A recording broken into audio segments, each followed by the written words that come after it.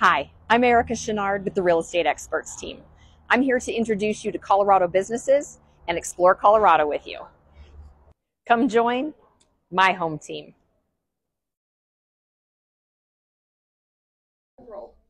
Hi, today I'm here with Scott Matthew of Matthews Fine Watches and Jewelry. Scott, thank you for making the time, especially on a busy Friday. You just had a bunch of people come in. So Yeah. Tell us a little bit about this family business. When did it start? So my dad started the company in 1951 when he was a prisoner of war in World War II, and he spent 18 months in Germany. He developed tuberculosis. Long story short, he was liberated by the French and spent 2 years in Fitzsimmons Army Medical Hospital for tuberculosis. And back then they would remove 7 ribs, lay a sandbag on your chest, and hope that the lung would heal when the hole would close. So they put everybody through, when you were 100% disabled, they put everybody through watchmaking school back then. Not all watchmakers could earn a living just on watchmaking pay, but because he was 100% disabled and a captain, between that and his watchmaking pay, he was able to raise 7 kids. Wow. I'm a native from Colorado. My parents were native from California. So he went to watchmaking school. He was one of the only certified master watchmakers in this state. And he had a small trade shop. So he would do repairs for the railroad pocket watches and the airlines for their clocks on the planes. And then he would do work for various jewelers. In 1973, he opened up his first retail location in Aurora. And it was strictly just a watch repair shop. So his bench was up front. You walked up to his bench. He didn't get out of his chair. He'd take a look at your watch. He'd tell you how much it cost, and he'd take it in. In 1991, I was a master automotive mechanic, and I hurt my shoulder. So I decided to go to work for my dad. And he said, well, you have to go to watchmaking school. So I sold everything I owned, my house, my car, my boat. I didn't have a girlfriend or a wife, so I didn't have to worry about any of that. And I went away to watchmaking school for 2 years. And where was that? Quincy, Illinois. Okay. So when I came back, I started working for my dad, and I realized what his business was lacking. Coming from the car business, having the front end, the back end, and looking at watch repair in general, I was noticing that there's a lot of direction it could go forward. So I remember asking my dad, I was like, Dad, how come you don't sell new watches? And he's like, well, because I don't want to sell new watches. And I said, well, loan me $5,000. He says, no, I've done my part. He says, I paid for school. He says, if you want to buy watches, you need to sell your 1968 Camaro and buy watches. Oh. So I did. It was a car I had for 13 years. Sold my Camaro, started, I remember that day too, because my wife, who I was dating at the time, when I sold it, I called her bawling my eyes out. I bet. And nevertheless, I started buying watches. Started growing the business. I started running the business like it was a automotive dealership, building the service department, hiring watchmakers, bringing inventory up front, and developing a store. Well, because I didn't go to school for business, it was learn on the run. Yep. So I literally built this beautiful business in a terrible location. So it took me 10 years to learn how to really run a business and where to put a business.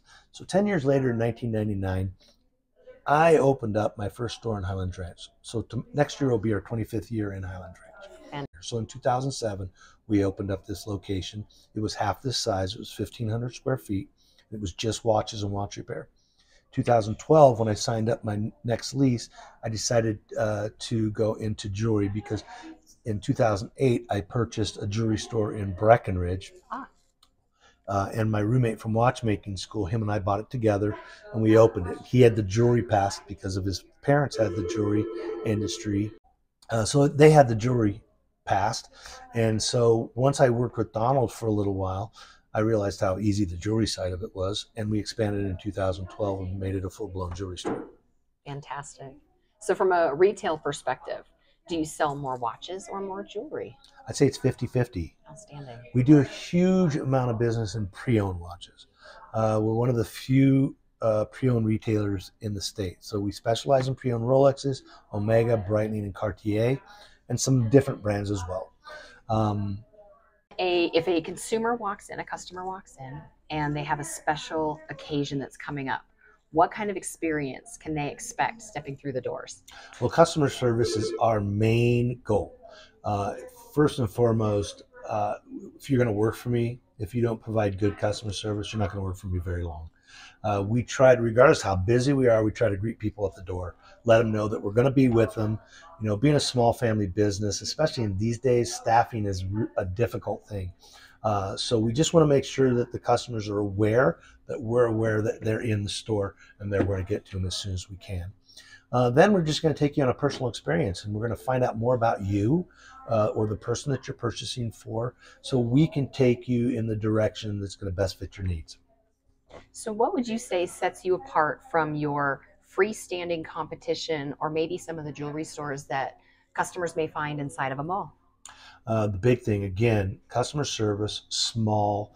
You're going to get lost in a big store. Salespeople are strictly on commission. It's feast or famine. If they pre-qualify you by looking at you up and down, they're not going to help you. That happens every single day.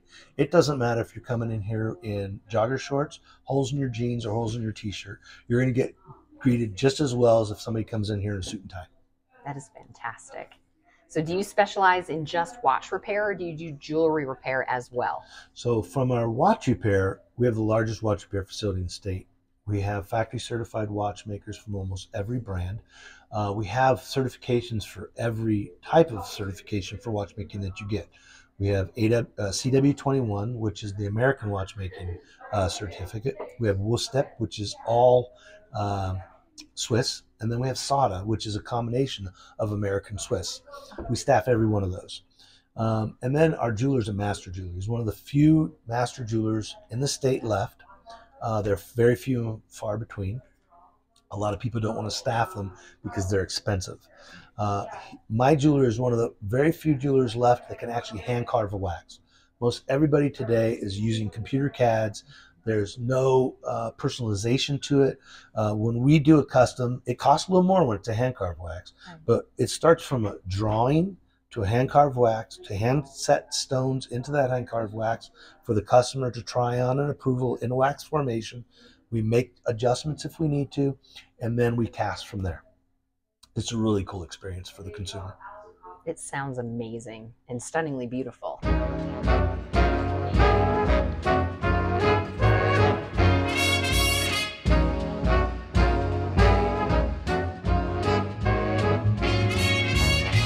I won't dance, don't ask me. I won't dance, don't ask me. I won't dance, madame, with you.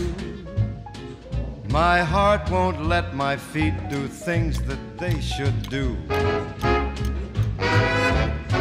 You know what? You're lovely. You know what? You're so lovely. And oh, what you